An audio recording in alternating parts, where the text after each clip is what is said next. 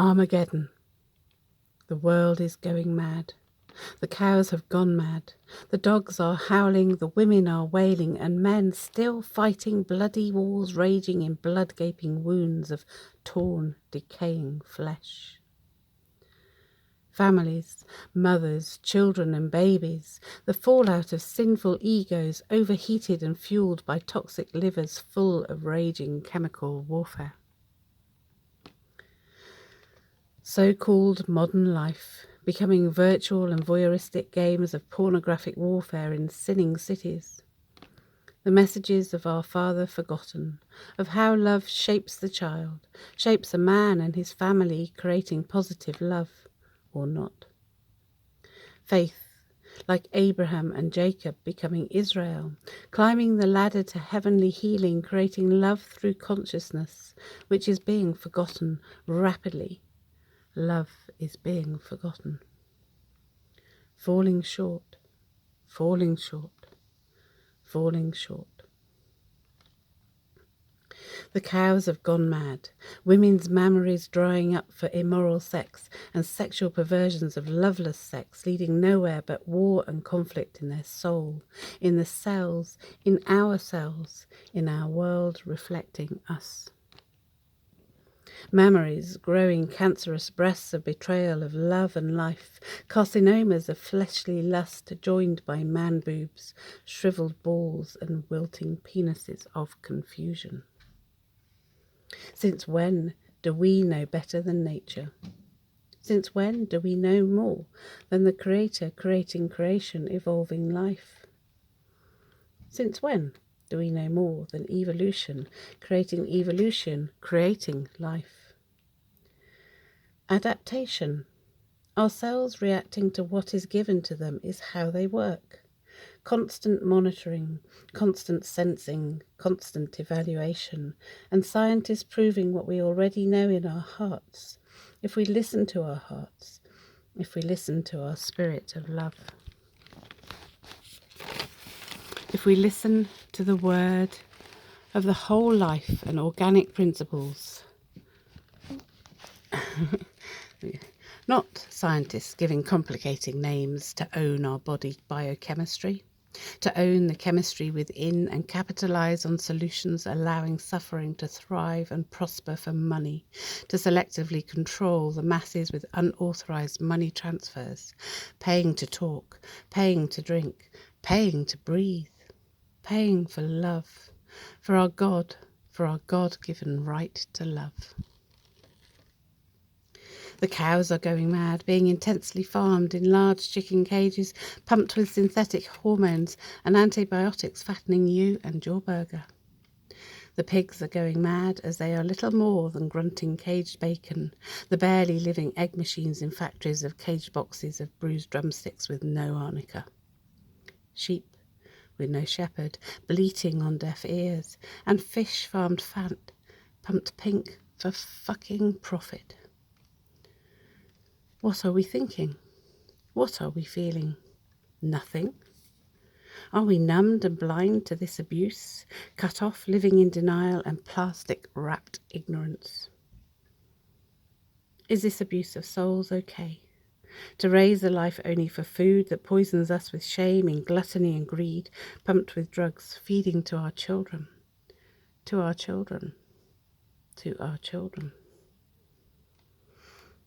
To raise animals only for food and profit, to deny them their freedom and their life, only to kill them and eat them, I vomit at the thought. I vomit at man's ignorance and heartless greed. I vomit at the disrespect for life, creating famine for all. Love never hurts another. Love is never unkind. Love is not a cortisol.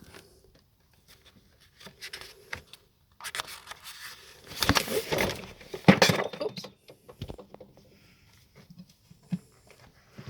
Just need to turn over the page.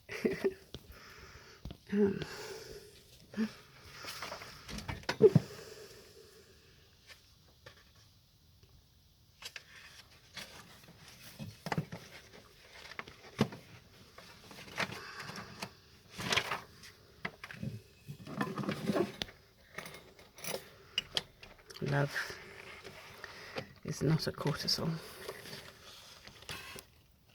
God, who is love, will vomit man's mean choices back with death, depression and death of the happiness we seek.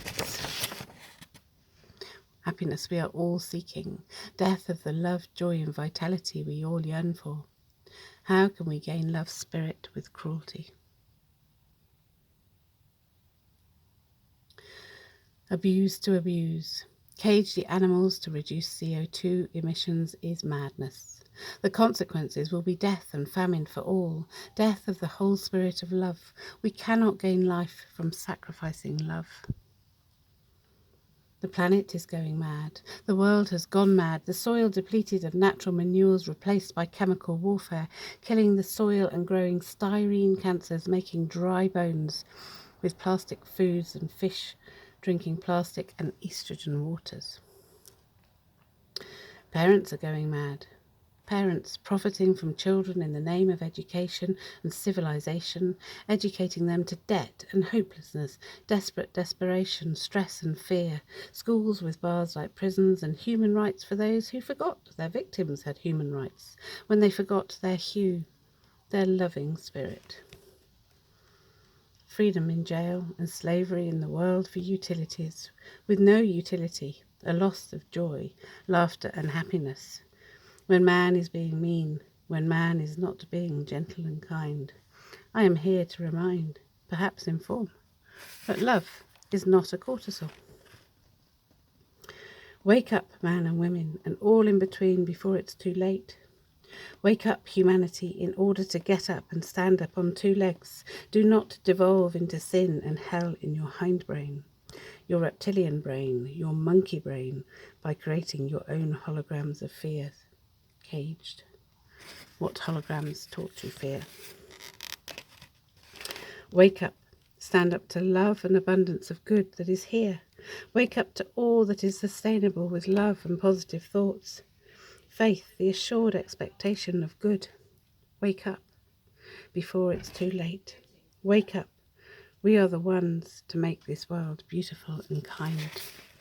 I'm here to remind that love is not a cortisol. The world is going mad. People are getting mad. The world is going mad. The people are rightly mad. The world is going mad with too much stress on good people. The world is going mad. Sin is anti to Christ's love, made whole and one in us. Love is not a cortisol stress hormone crying for an end. The end is nigh.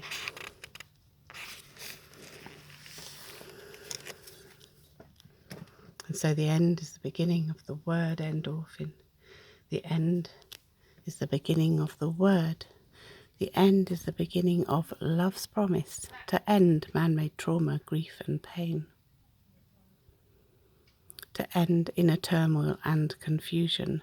To end abuse, regret and shame. To end the sickness of mind delusion. To end the trauma, grief and pain. The end is the promise of salvation. The end is the promise of rebirth. The end is the conscious healing message for peace and heaven here on earth. The end is the promise of new heaven, where truth will set us free from pain, where mourning will be completed, for love to reside in us again. The end is the beginning of the word endorphin, where the stones will set us free from pain, for mourning to be completed, for love to reside in us again.